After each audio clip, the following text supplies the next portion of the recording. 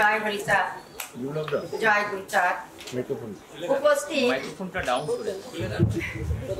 আজকে জাগরণী সভায় সকল ভক্তবৃন্দের শ্রেণীভেদে প্রণাম ও ভালোবাসা রেখে এখানে আমি দুটি কথা বলার জন্য দাঁড়িয়েছি। এটা ঠাকুরের কৃপা এবং ভক্তদের কৃপা। এখানে আমি এসে আমি অনেক অসুস্থ ছিলাম, তারপরেও আপনাদের গুণীজনের কথা শোনার জন্য চলে আসছি।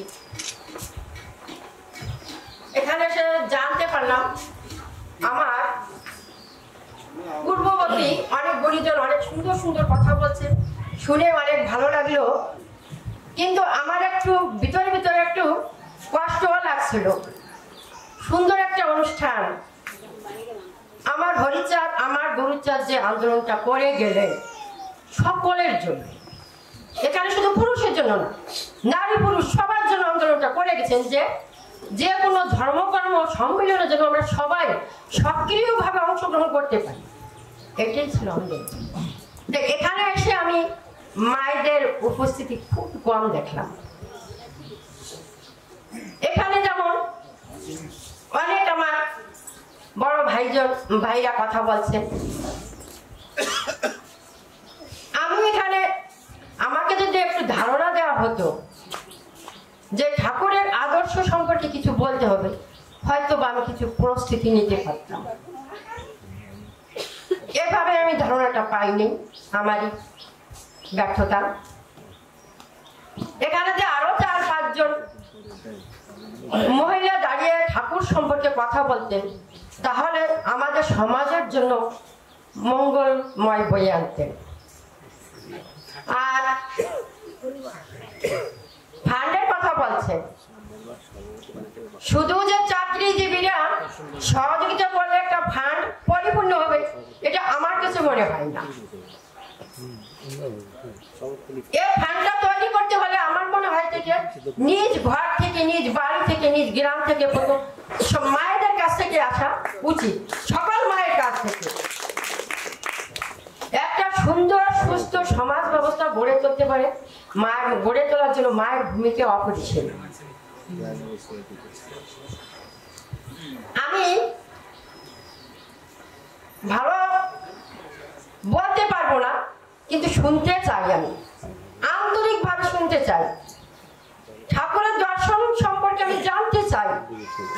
আমার হরিচাঁদ গুরুচাঁদ আমাদের জন্য কি রেখে গেছেন। বিপুলদার সাথে মাঝে মাঝে আমার সাক্ষাৎ হয়, এই বিষয়টা নিয়ে আলোচনা হয়। আর যদি সুসেনদা, তুষারদা যদি আমাকে না বলতেন, এই অনুষ্ঠানে আমি আসতে পারতাম না। আমি এত ভালো কথা, এত ভালো তথ্য আমি জানতে পারতাম না। আপনাদের কাছে, জাগরণী সবার সদস্যদের কাছে আমি বিনীতভাবে প্রার্থনা রাখছি, আপনারা আজ যেমন আমাকে টেনে আনছেন, এরকম আরো 5 জন মহিলাদের টেনে আনেন, তাদের যে কথা বলেন, সমাজে উপকার হবে। একটা গাড়ির 2টা চাকা যদি একটা চাকা না থাকে, আরেকটা চাকা দিয়ে আপনি ভালোভাবে গাড়িটা চালাতে পারবেন না।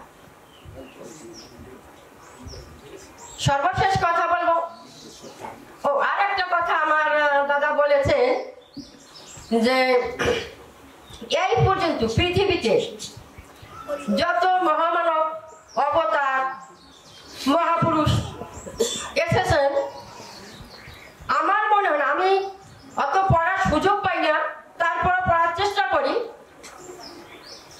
এই পর্যন্ত যতটুকু জেনেছি, আমার ঠাকুর যে ধর্মীয় আন্দোলন, সামাজিক আন্দোলন, সাংস্কৃতিক আন্দোলন, রাজনৈতিক আন্দোলনের দিশা দেখিয়েছেন, মানুষের মঙ্গলের দিশা দেখিয়েছেন, এরকম কোনো মহামানব সামগ্রিকভাবে দেখান নাই। আমার মনে হয় মতুয়া দর্শনটাই শ্রেষ্ঠ আমার কাছে, ব্যক্তিগতভাবে আমার কাছে। সর্বশেষ আগামীতে এরকম জাগরণী সভার যদি অনুষ্ঠানে করা হয়, উদ্যোগ নেওয়া হয়, তাহলে আমাকে দয়া করে আপনারা আমাকে একটু জানাবেন, আমি আসার চেষ্টা করব। সর্বশেষ মতুয়া দর্শনের মূল ভিত্তি হচ্ছে কথা বলে তোলা। আমরা মনে হয় আন্দোলন করতেছি বা সম্মেলন করতেছি, আমরা যথার্থ জায়গায় পৌঁছতে পারছি না। আমি গোপালগঞ্জ শহরের সদরেই থাকি। 5 বছর আগে যেভাবে আমি মতুয়াদের দেখেছি সম্মেলন করতে বা হরিচাঁদ ঠাকুরের প্রতি এটাই, বর্তমান কিন্তু সেখান থেকে আমরা পিছিয়ে পড়ছি। আমি হাঁটা চলার ভিতর যেটা পর্যবেক্ষণ করি, আমার কথাটা কেউ কিছু মনে করবেন না, এটা আমি আমার ব্যক্তিগত থেকে আমি মনে যেটা কষ্ট হয় সেটা বলি। আমি যদি মতুয়া হই তাহলে আমাকে একনিষ্ঠ মতুয়া হতে হবে, না হলে আমি মতুয়া সমাজের কল্যাণ করতে পারবো না কোনোভাবে। আমি মায়ের কুলো রাখবো, মাসির কুলো রাখবো, তা হবে না, তা হতে পারে না। তাহলে আমার দুপুরটাই নষ্ট হয়ে যাবে।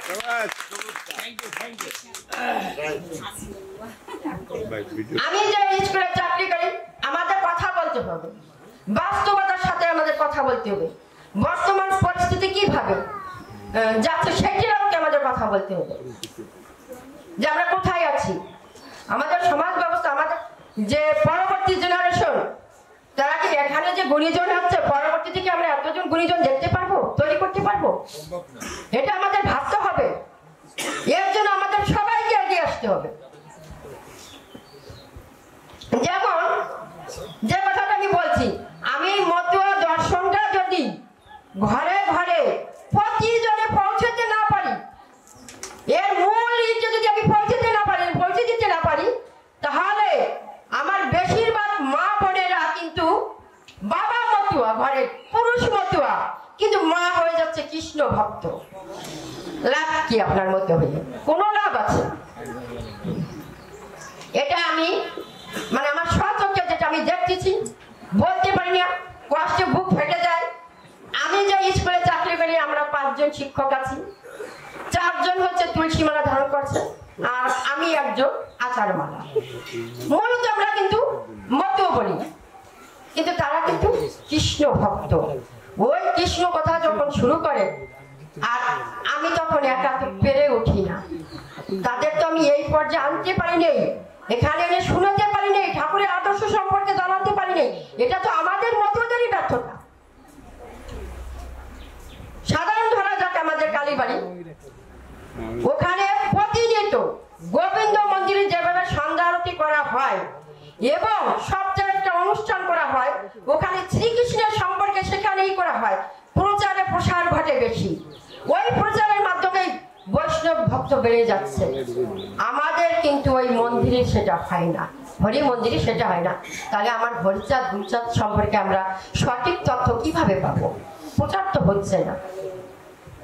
যাক, পরবর্তীতে যদি কোনো সুযোগ আসে তাহলে একটু আলোচনা করার চেষ্টা করব। সকলের মঙ্গল কামনায় এখানে আমার সংক্ষিপ্ত বক্তব্য শেষ করছি। জয় হরিচাঁদ, জয় গুরুচাঁদ।